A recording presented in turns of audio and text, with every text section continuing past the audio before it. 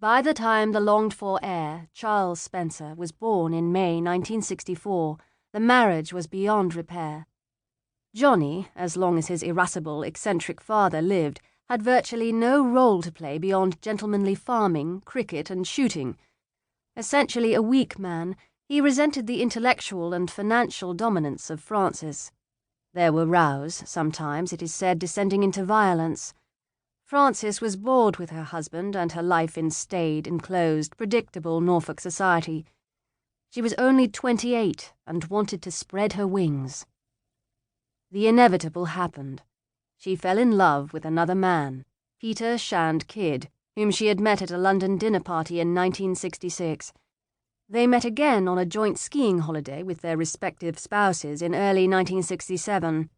This time, interest turned into powerful attraction, and they began a secret affair. In the summer of 1967, Frances and Johnny agreed on a trial separation. With the two older girls now at school, Frances would take Diana, aged 6, and Charles, aged 4, to London for the weekdays. Both were enrolled in London schools and returned to Park House and their father for weekends.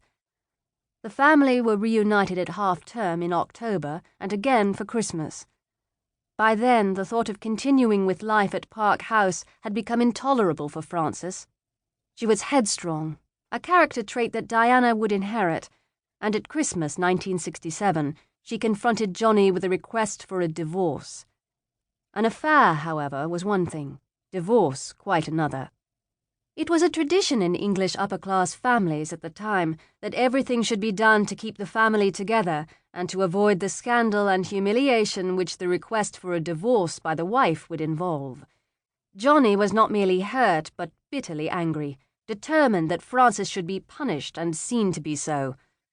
She would not be allowed to profit from her crime by keeping the children. She could leave, but as an outcast.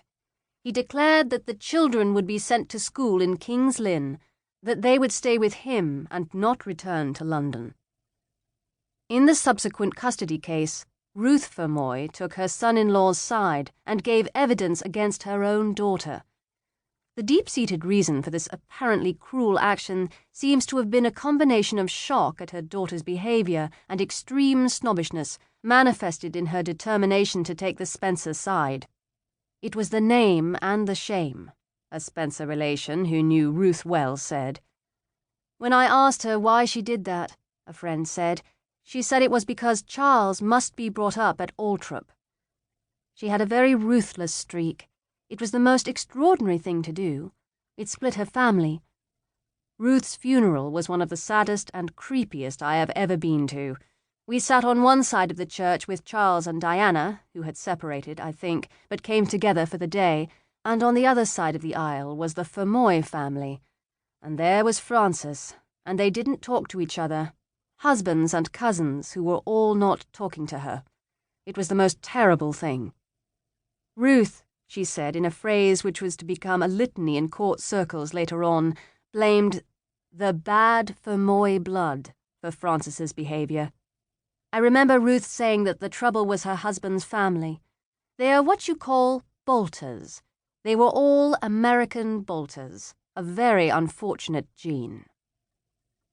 Diana, 6 at this time, was old enough to sense the strained atmosphere, and as she later recalled, to overhear the bitter rows. Opinions are divided as to whether an overwrought Johnny actually hit his wife or not. Both are now dead, so the truth cannot be known. The rumour that he did may have arisen because Frances later based her grounds for divorce on a plea of cruelty. Frances had come back for Christmas with the intention of having the children with her in London, but when she left this time, she left for good. Years later, Diana, pouring out her heart on tapes for Andrew Morton's explosive book, Diana, Her True Story, remembered as a defining moment the crunch of tyres on the gravel as her mother drove off.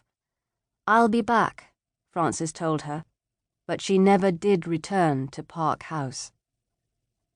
The happy, undemanding childhood life at Park House fell apart.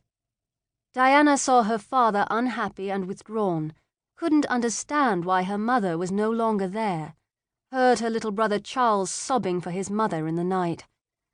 Her longing for love and her fear of abandonment, her horror and fear of divorce and determination that it should not happen to her and to her children, was born at that moment. Torn between love for her devastated father and her absent mother, Diana suffered what was to turn out to be a deep and psychologically crippling wound.